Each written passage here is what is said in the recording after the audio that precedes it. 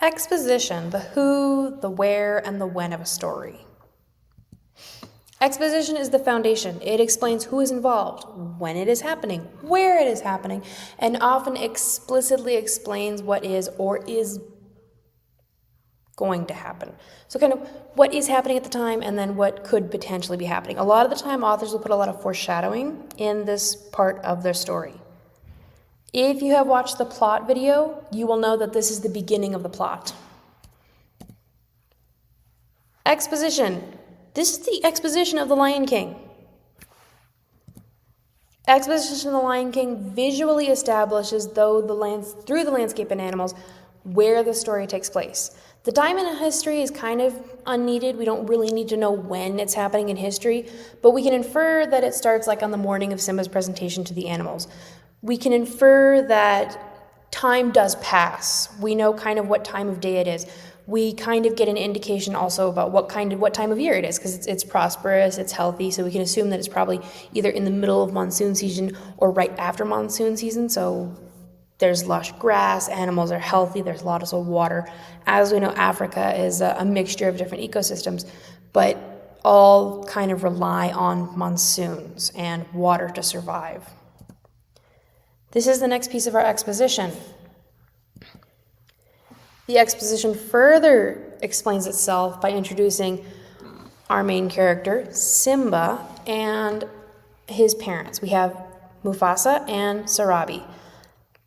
Visually, this is done in a movie. In a story, it's done linguistically through words, obviously, but we still get this indication of who is this cub? Why is he important? He's clearly extremely important. We learn later on as we're going through the rest of the exposition, like when he is playing with Scar, or when he's running around with Nala, or when he's going to the elephant graveyard. We get more. At this point in time, we don't know that Mufasa is a king. We can assume he's important, but we don't know for sure. But this is all part of the exposition. Who is this character? Who are they related to? What world are they in?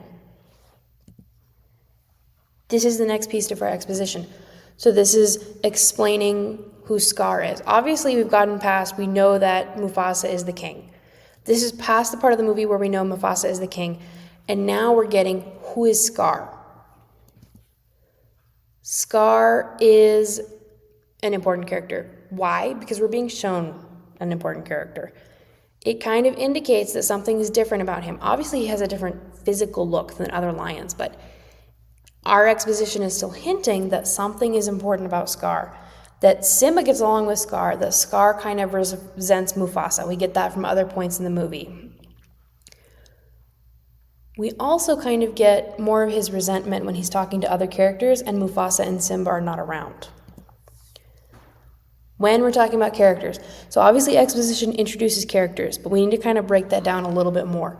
There are two types of characters, and then you can break them into further categories, but for now there's two labels that we need to know. The protagonist is the leading character in a piece of literature. That's a movie, a TV show, a book, whatever. Whoever is leading is the protagonist. The antagonist is whoever is working against them. Now, it can be directly working against them or indirectly working against them.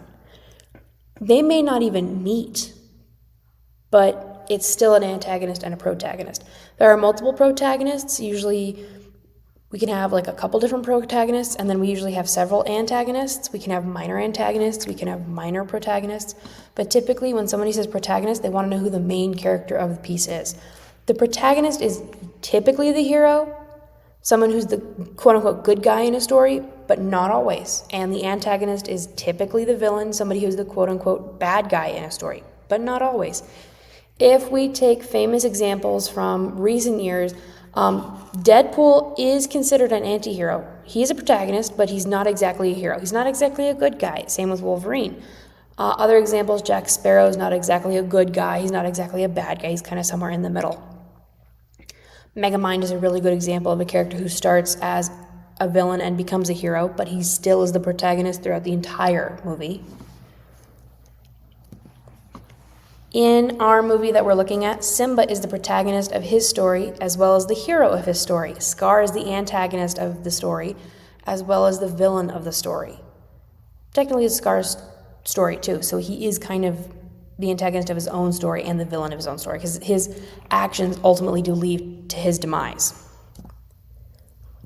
Characterization. Now, characterization is the identification of who a character is, what a character is, how a character is, what a character is, when a character is, that kind of stuff. It's really getting into the nitty-gritty of what makes up a character.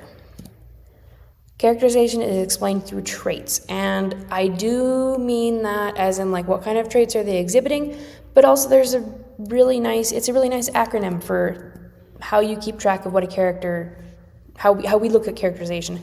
So thoughts, what does a character think? If we're in a novel, a lot of time we can get what the character is thinking. What is going on in their head? Relationships, how does the character treat others? What is their relationship like with other people? How do they work with their friends? How do they work with their romantic partners? How do they work with their enemies? It's all in how their relationship works around them. Actions. What actions does the character take in the story? Are they taking ruthless and cruel actions, or are they taking good and kind actions? Image. What image does the character wish to portray? How does the character want people to think of how does the character want other people to think of them? All that kind of stuff. It is not always what their physical image is. Sometimes it's unrelated to their physical image. Usually it's about perception. How do other people perceive that character? Truths. What beliefs does the character hold true? What do they hold in their heart? What do they firmly believe that they cannot let go of? And speech. How does the character speak to others? What does the character say to others?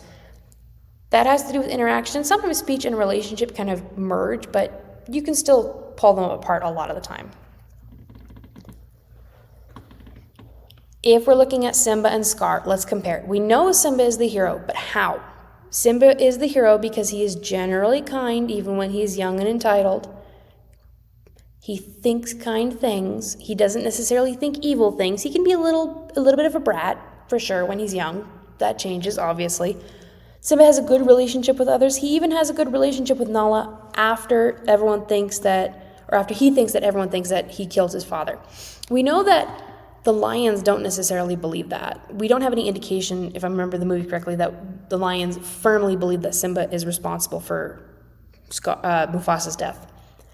But even when Nala meets him later, he has a good relationship with her. He has a positive interaction. Simba generally acts kind, even when he's young. He's kind. He's not mean. He's not antagonistic. He may be a little antagonistic to the hornbill, but it's not out of maliciousness. It's out of him being a child. Simba cares about himself and carries himself with grace. He does genuinely care about himself, and that's not a selfish thing. It's I need to be taking care of myself as much as others.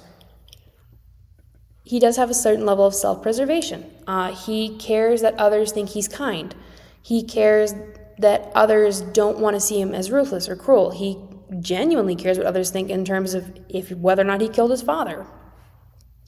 Simba believes in doing the right thing. It takes him a while. It does take him a while. But ultimately, he does do the right thing. He does come back and fight Scar. Takes him a while, but he still does the right thing. Even when he's younger, he still kind of does the right thing.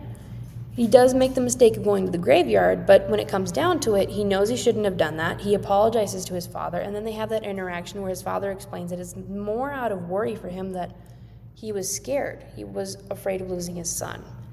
Simba speaks to others kindly. Often he is diplomatic. This is very true. He's very diplomatic to most characters in his world, even to the antagonists. When he's first speaking to Scar, obviously he's having fun because he just thinks it's his fun uncle. But when he gets to the point where they're having conversations later and they're adults, Scar is baiting him into attacking. Simba's there for a reason. Simba's there to end the reign.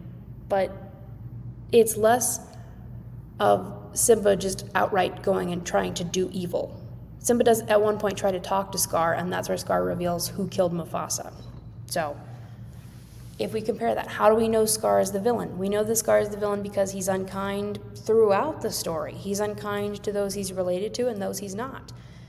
He has a poor relationship with everyone but Mufasa. That's debatable. He has a poor relationship with Mufasa. It's just Mufasa isn't the one who realizes that. He is very unkind to his subordinates. The hyenas who work under him, he's not nice to them at all. He, on multiple occasions, is kind of mean to them. In fact, kind is not even the right word. He is mean. Scar is generally unkind and acts cruel. He is a pretty cruel lion. He does things that we would consider cruel. He doesn't care when the hyenas are fighting each other. He tries to eat that mouse alive in the beginning of the story. He traps the hornbill in a skull and makes him sing. Those are unkind things. That's how we know he's a villain. Scar cares only about himself. He really only cares about what advantages he can gain for himself. He doesn't care about anything else. He does not care how that reflects on him either. So he doesn't care what others think. Sometimes that's a good thing. In this case, it's kind of a bad thing because it means that he is not inhibited by what others think. So he just does whatever he wants because he's like, I don't care what they think of me. I could be evil and it doesn't matter. Scar believes in doing what is advantageous to himself. He wants to promote only Scar. He doesn't care about anybody else. He only cares about Scar. He doesn't even really care. There's about his nephew. Well, he obviously doesn't care about his nephew, but there is no indication that he cares about anything outside of himself, even if we can take into consideration the expanded universe where we have Lion King 2. Zira and her son, she has a son. What is her son's name? Doesn't matter at the moment. She has a son with Scar, but that son is not, he clearly didn't care about him. Obviously, it's a character that's created after the first Lion King movie, but there's still no indication that he really gave any consideration toward him. Scar believes in doing what is advantageous to himself. Yep, Scar speaks cruelly to others. He's unkind to his subordinates. I'm going to repeat that again. It says it twice in here. It says it twice for a reason. He is not kind. There is nothing about him that is redeemable. He is portrayed as a character that you are supposed to hate because he is supposed to be hated. So this is still exposition, this very beginning.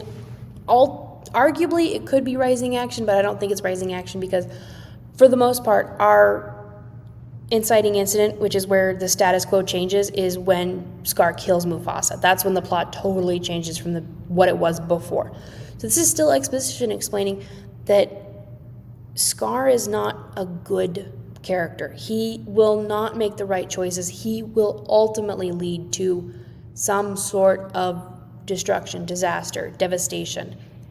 His job as a character is to antagonize and to destroy others. This is literally a reflection of a dictator who is in charge of a country who might destroy others. So here we have the inciting incident. This is the end of the exposition. This is where the status quo under Mufasa's rule is no longer true. Scar kills Mufasa and he kickstarts the plot. He's not explaining anything. We already know why. Exposition is done. It ends here. This is the end of the explanation of what the story is. The foundation is gone. We are now moving into rising action.